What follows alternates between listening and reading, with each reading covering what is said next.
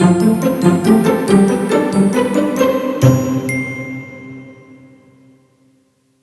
welcome to Curious Awakenings with Em and Rama, where we wonder how magic and kindness connect. Rama, what are we talking about today? Dancing. Dancing. Boogie, boogie. Boogie. Boogie, boogie, boogie, yogi, yogi, yogi, yogi. Are you too young to know the whole disco movement? You into disco a little bit? It's not my cup of tea necessarily, but like I appreciate what it was. Is that something that was impactful for you? It was, because that's what got women on the dance floor. I hated disco, but I loved women. I still do. So that got me on the dance floor. If the women were dancing to disco, I'm out on the dance floor dancing with the women. All right, fair enough. I love rock and roll. That was always your favorite. Bob Seger, the rock and roll song with Tom Cruise sliding on his underwear. Oh yeah. In his white socks. Mm-hmm. Yeah. And Joan Jett, I love rock and roll. Put another dime in the jukebox. I feel like I don't enjoy dancing to that as much as some not other things, that one. right? It's just a rock and roll song. Yeah. But like, I don't know. But there are some great rock and roll songs. AC/DC, You Shook Me All Night Long. But I was more into rock and roll than disco. But I appreciate disco, I guess, because women were dancing to it. But it was I never saw it as quality music. Anyway, we digress. We do because digress. Our subject today isn't we don't need just Mark dancing. to edit that, do we? I needed a digression. It's not just dancing. No. It's dating. The dating dance. Yeah. Yes, the dating dance. The dating dance. So the impetus behind this. There's a lot to talk about here with this. The impetus behind this episode is rooted in it's rooted in a documentary on Netflix. Oh. About tropical birds. Tropical birds. Okay. So this documentary on Netflix, it's something about dancing and birds. I'm forgetting the name, but it was excellent. And the whole documentary is about tropical birds with really intricate, elaborate mating rituals. So these birds live in paradise and they have all of their basic needs met. They don't want for food or water. They're not particularly afraid of predators. They're safe. And so what do they do with all of their energy and their time? Flit around, trying to they create these mating they flirt rituals. And flirt and flit. Some of them build these really elaborate nests, high and beautiful, and they find little things throughout the rainforest to decorate it with. Like they actually decorate. Like there's one bird that like finds ornaments to hang on this structure that it's built. And some of the mates are attracted to that. Some of yes. Yeah, absolutely. That's the whole about point. Were a lot of them monogamous, or just were they non-monogamous? Did it talk about that? Because some species a lot of them. It's a very brief period of mating, and then they go their separate ways. Okay. Right. And then there are some birds. It's not building structures. It's dances, right? It's choreographed dance moves. Yeah. And they're so with the music beautiful. And with the songs they sing as well, probably. Yeah, I think some of them there's song as well. It's more the dance, the visual and dance. And it's just like creating. These birds just create these experiences. They create art, this like beauty, because they have all their basic needs met. And it's no playing games. Yeah, I mean it's just a dance, right? That is beautiful. And it's made me think about how we can do that. How, I don't necessarily think that having, building a big structure and then having sex once and going your separate ways. Well, that's not a lot super of people appealing. build these big McMansions. Some women are attracted to these big McMansions that these guys build. I don't know. But I think there is something so lovely about putting some energy into it being a dance, into it being something creative, right? So right now, I think for both of us, we've long seen dating as a game. What's been your experience with that? Okay, thank you for asking that. And as we evolve, as I evolve, and I was writing this down, so I have this conscious front of mind as I'll speak for myself. As I evolve, it's less about playing games and more about learning to dance. In my younger years, I felt like I had to play the games, maybe. I never liked playing games. Out at bars, even in my 20s, 30s, there were some guys, you'd see them, they were so good at playing the game. What does that mean? I'm means curious. they would get a woman, they would pick up a woman, they would use her for the night, not necessarily call her again. I wasn't that kind of guy. Mm-hmm. Not that I never had a one-night stand, But I was just never good at playing the games. I always wanted to just be real. So, but when you're out of bars back in your 20s and 30s, it's like, it felt like playing games because there's alcohol involved. There's like, there's a lot of, flitting around. There's a lot of peacocking going on. So maybe it's primitive. But anyways, when we're in bars, alcohol involved, we're not being sane. We're not being present, really. But there's a lot of that, 20s, 30s. But the more I evolved, the less I'm interested in playing games. I've never been interested in playing games. But the rest, the more I want to really learn how to dance. And I just want to be my authentic self. I just want to dance. I want to attract a woman that I love in my life and be with and share everything with. But in order to do that, I have to just dance and not play games and worrying about, did I call her too soon? Did I come on too strong on the text? Did I share too much? A woman back a while ago, and I was saying, oh, am I too much? She goes, no, you're a lot. She goes, I'm a lot. We're not too much. You're not too much. I'm not too much. I'm a lot. You're apparently a lot. Yeah. Okay. So. And I think the implication when we think about dating as a game is that there is a winner and a loser. Yes. Oh. Yeah. Yeah. It's like, I started to talk about this, I think maybe earlier today with you and I and Mark. Tennis. I was raised playing tennis. Okay. Competitively. Yeah. And most of the time, we kept score. Keep score, I want to win. And I'm going to win. Unless I lose. And my dad taught me to lose along the way, too. That's a nice story at some point. I'll share that, hopefully. But I look at life a lot of times as tennis. Now when I play tennis, I just like to volley. I don't like to keep score. I just like to whack it, hit it back and forth. The pleasure of the that pleasure sensation. of going back and forth. And I want that guy or that gal to get it back so we can continue the conversation. Tennis and volleying is a conversation. But as soon as, I scorch that ball by my partner on the other side, it's like point over, game over. Or if we're keeping score. See, in life, in romance, we don't need to keep score. But I think so many people do, or so many of us have or have done. Keep score. Oh, do I have to wait 1, 2, 3 days to call her? Do we have to wait 3 months to have sex? Do we have to wait 3 dates? All these different games. But if we're just volleying and communicating, there's no game. It's just life. It's just love. So yeah, I think tennis for me is a good metaphor to keep the volley going and keep the conversation going. Which is interesting because it's a game. Tennis is a game. Tennis is a game. It is a game. And it's a game. And so game isn't necessarily a bad thing to play games. Like we all want to be playful and play games and be childlike. But it's the whole thing about keeping score. As I coached baseball, it's like I tell the boys, and actually we had one girl on the team. The most important thing. What's the most important thing, everybody? Have fun, coach. All right. My job's done. But if we're keeping score that day, what are we going to do? We're going to win, coach. Yep. So anyways, I digress a little bit, but if we're keeping score, we want to win. We don't have to keep score with romance, with dating, with the people in our lives, with family, with friends, with lovers. We don't have to keep score. We don't have to keep grudges. We don't have to keep any of that. We just have to be present. In general, in dating relationships, what do you think keeping score looks like? What do you think like an accounting looks like? I guess, like I talked about, it's like the whole, am I sharing too much? Too soon? You're worried about giving too much away, and coming on too strong. Subtlety hasn't been my strong suit.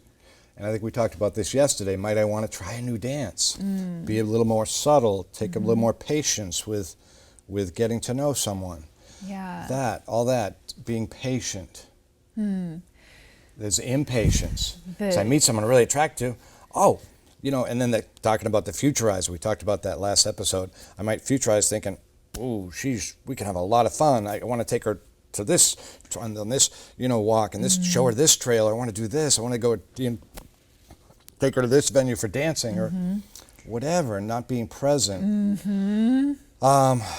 So staying present, rather than playing the futurizing game, or I guess, does that make any sense? Yeah, that makes sense. I think, How about for you? So something that I think about, get thinky, is the idea of, I've often felt like a chase dynamic, right? And so it's like, right? I gotta share something on that, okay. Okay. Yeah. Yeah. So a chase dynamic. And there's, I think often for a woman, there is power, there is a sense of winning when you are withholding. Really? Yeah, there is, like in creating a scarcity. I think probably this is, depending on who you are, this might be true for either sex. And this could be a game, could be a dance, but it's okay. So We're this looking at it as is more a of a game. dance. This All right. isn't a dance. This is a more. I think this is a less optimistic view that I'm talking about right now. all This right. is maybe Continue. something that Yes. I'd like to shift. Please, yeah. But that sort of chase dynamic where again, like one person is intentionally like withholding attention, or because there is a fear of if it's too available, if there is no scarcity, if it is too abundant, will it still be desirable? Do you know what I mean? Giving away the goods, all the goods right away too soon. Exactly. I think a lot of women feel that way, right? Like, what is the right balance? What is the right balance? That's good. That's interesting to hear that perspective. Yeah, and I think again, it's a simple shift to go from having it be like a control, right? In the game. In a game. Game, you're controlling it. To shift it to being like a flow this dance, is a dancing flow. flow, a dance. Exactly. We can just Like a allow flowy robe, a flowy, beautiful sundress, a beautiful flowy flow in anything we think about, a flow, a dance. We can get out of here and into here, into our body, like what feels right, what is our intuition telling us is going to keep the dance going, right? Because dancing is in the body, games are in the head. Can I write that down too? You can write down whatever you want, Ron. Sorry to have to take a moment and write. Games are in the head? Games are here, and then the dance is in the body. Dance in the body. And I think, I think there's probably room for both. Yeah. And like we were saying earlier, the most erotic thing, to do is the brain. The most erotic part of the body is the brain, and the aphrodisiac, and talking about sex and communicating about it all. So yes, oftentimes the brain. And I was talking yesterday about the workshop. The lady, I think on the phone we were talking about this. The lady in the workshop, how she was describing different drives. Okay. So for women, we have to meet them in the brain to come down and get to the heart.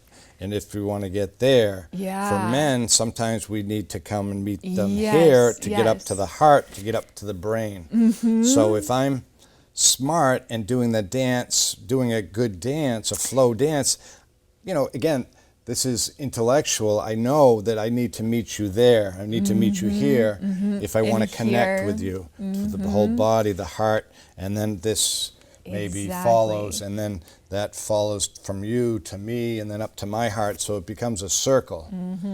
Nature is a circle. Most things in nature are circles. That's a beautiful, and this woman who was very well versed on relationships and intimacy and sexuality, the way she described this, it was many years ago, but I thought it was very apt. And it hit me, and it stuck with me all these years, that there's nothing wrong with that intellectual knowing that, for the most part, and there's always, some women are more visceral, come from here, some men are more intellectual, come from here, but basically the drives, what drives us, right? The men from here and the visual, and the woman, the intellectual to the heart. Yeah. What do you think that looks like done well? Done well? Yeah. Ooh, that's a good one. Done well. Done well. I want to do that well, and I want to dance well, and I love dancing, and I want to be a great dancer, a beautiful flowing dancer. So done well, what would that look like? Done I well. have some thoughts. Okay. I guess done well, listening. For me, listening to the moment, yeah. listening to where that woman's coming from, listening and being present. I guess these are the quickest way to say it, but you have Yeah, thoughts. I love that. Please. Well, I have a story. So my 4 of my closest girlfriends and I went to Portsmouth. This was maybe a few years ago, and we had lunch together. I don't know if I've told you this story. I think so. Yeah. But please have we tell talked it. about it on the air? Yeah, I don't know, but please Okay, share I'll it. share It's very appropriate, very prescient. Yeah. Yeah. So we had this lunch together in Portsmouth, and our waitress was just delightful. She was so kind and attentive and just a gem. We loved her, and we told her that. And then at the end of our meal, the 5 of us waited, and we told the hostess we'd really like to speak to the manager. We wanted to share, how wonderful our waitress had been. And we were standing there. The hostess left to go get the manager, and it was like a good 10 minutes that she was gone. And I don't know what was happening. Perhaps she was worried that we were going to complain, and they were giving us time to de-escalate. I don't know what it was. But while we were standing there waiting for the manager and the hostess to come back, we were near the bar, and there was a really good-looking guy sitting at the bar alone, and he was kind of paying attention to what was happening. Yeah. And he turned around and he just goes, I just really admire what you're doing. Like, I really respect that.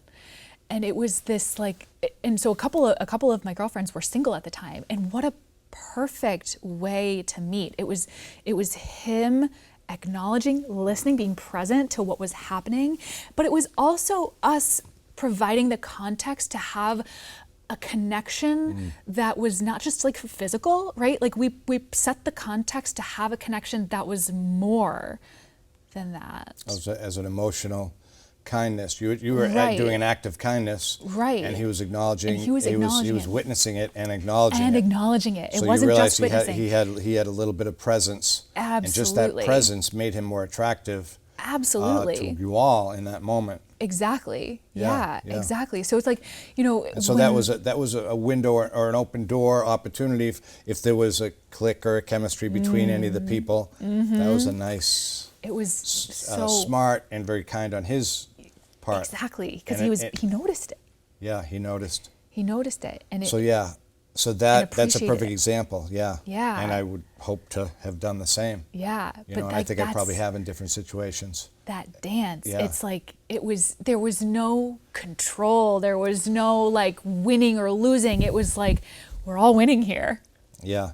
It sounds like he had time to witness it and take it in, and I gotta say something. Yeah. These ladies. It was. I mean, that was brave. Yeah, it was great. courageous. He of may have him been doing to it do with that, no attachment. because it was to- like there were 5 of us, right? He's right, like, and that's not he's easy to break stepping into a group of women like that. Yeah. And he may have had no attachment to getting to know any of you. Just Right, wanted to make exactly. an acknowledgement, And but that's- certainly. And that's the other part too. Like, what a beautiful thing, Yeah, even for just yeah. a stranger to Yeah. say that to another, another group of Was there any exchange of? No, we were very much in like girl time, Yeah, and yeah, we were yeah. doing our But thing. at least But it was an opportunity, and it was a nice interchange. exactly. And an example of It's like, being present. This is how it can be done, Yeah, yeah. right? That's a dance. Where it's not about controlling. It's not about withholding, right?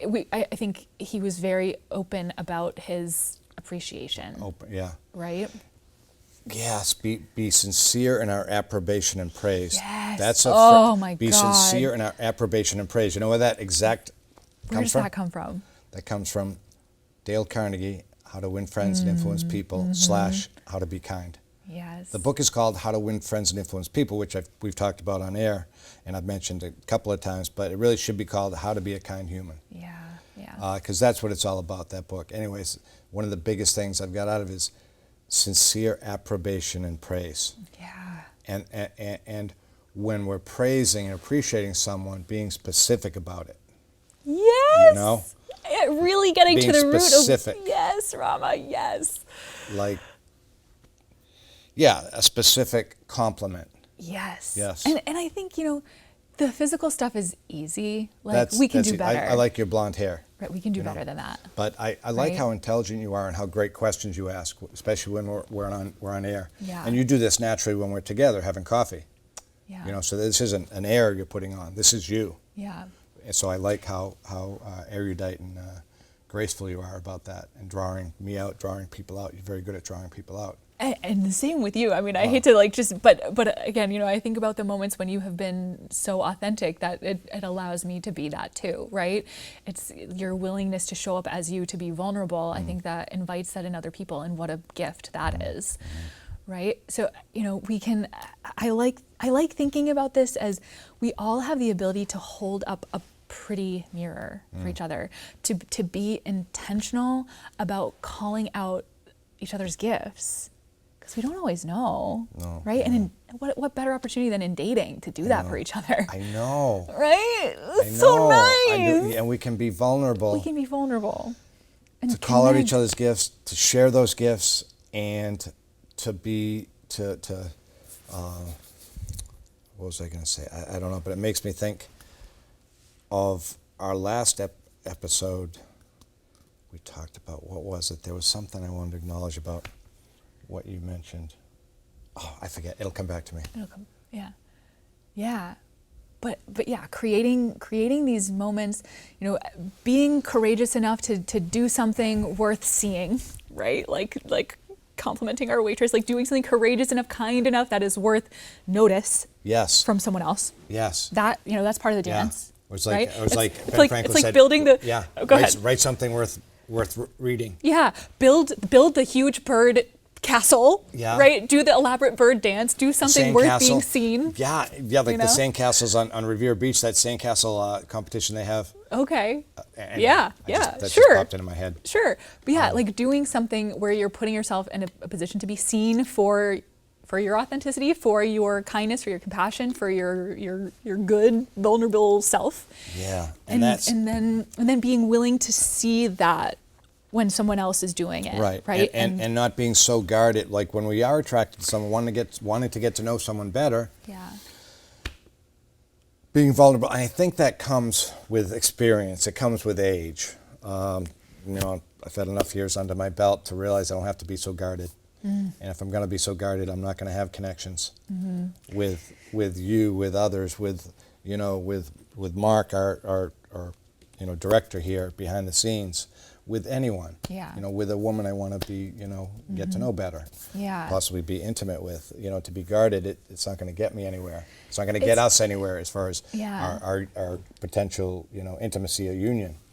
It's interesting too, though, right? Because I think on the other side of that is, if we think about a dance, it's paying attention to your partner, but it's also paying attention to your moves, your steps, and making sure they feel right for you, right? Like the way you're moving, so you don't trip over your feet, right? Yes, and as a leader, as the man leading, which, I could digress here, but I'll just stick to, as a man leading, yes, like doing the swing step. The swing step, very simple. It's like boop, boop, boop, boop, back step, boop, boop, boop, boop, back step. And then knowing, like if we're going to do the swing dance, knowing, all right, I'm leading, and then getting the basics down, and then going into something a little bit more elaborate. But that dance becomes one when it doesn't matter who's leading. And that's very metaphorical for a relationship, I think. Yeah. And dancing has been a great teacher for me, in many, many, many ways, but especially when it gets to be that oneness and that who's leading who. And it's just, especially with a woman who really knows what they're doing. I mean, you can take turns, right? Yeah, At and points. I've gone to dance classes where you were the follower, you were the leader. But in general, for whatever, men are generally the leaders, and oftentimes I love it. Like I'll tie it to another dance. Is as a man, I've basically had to ask out women since I was 13. Before 13, I didn't have girls' phone numbers. I just played sports. It was so freeing. Oh, I loved it. But since 13, I've been the one making the overtures. I love it when the tables are turned. I love it when a woman asks me out. Why do I always have to do the asking out? Why do I always have to lead? There is pleasure in the surrender. Yeah. Right? There's like both. You don't always, neither person always has to be in the lead. Exactly. Like That's that a dance. dance. That's a beautiful dance. Exactly. But isn't it wonderful? This could be a whole nother topic for a show. It's like when I'm talking to my woman friends about dating, I said, did you ask him out? You saw the guy at the cop shop at the grocery store. Did you say hi? Did you give him a green light? No? Why not? Us guys, we've had to always do the asking out. I love it when a woman comes up to me and says, wow, you look like a nice guy. Want a cup of coffee? I'll generally say yes if I think it's a romantic connection. If I don't think it's romantic, because yeah, I'd love to have coffee as friends. Yeah. You know, but if someone's got the temerity to come up and initiate a conversation with me and ask me out, it's like, whoa, that's a cool person. I want to get to know them, whether it's romantic or not. I think it comes back to the idea of courage, right? From both people. It's scary. Dating is scary. But I wish women would do that more often. Well, have you ever done that? You ever done that? Have you ever asked a guy out? You just thought it was interesting? I did. Did you? I propositioned a man once, and he turned me down, and then I never did again. See, No, I guess how many women I've had turn me down? I don't know.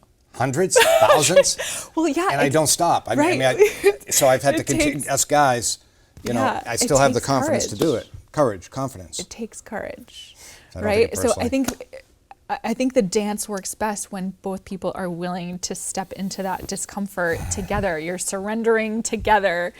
But yeah, I think sure. Let's have the ladies take the lead sometimes. Ladies? But also that means, though, this is the important thing, Yeah. that men have to be willing to follow. You have to be willing, right? It's both. It's the give and the take. Yeah, and I can't speak for all men. I can speak for myself. Just the idea. It's just. I get like Feels a visceral good reaction. I mean, Yeah. visceral relaxation. Yeah. Reaction of like, oh wow, I can follow. I don't have to always do the leading and being Yeah. in control or planning the date. I love doing all that stuff, and I know women generally appreciate that. You know, It's a courtesy thing, it's a kindness, but again, it's a thoughtfulness. It doesn't have to all be one-sided. It doesn't. Doesn't. I think this is how we've gotten ourselves in a little bit It's of a. exhausting sometimes being For both, the man who has to always ask the person out or plan everything. The woman It's always nice to have feels the tables subjugated turned. and less Yes, than, and the man always feels like he has it's to be in control. equal. So It's equal. we can find a way to meet in the Yes. middle. Yes. This is I think our work, Rama. It's the dance. I think this is a great way to end. Yeah. Yeah. I think that was good. That was good. Thanks for hanging That's a with us wrap. on Curious Awakenings. Check us next time.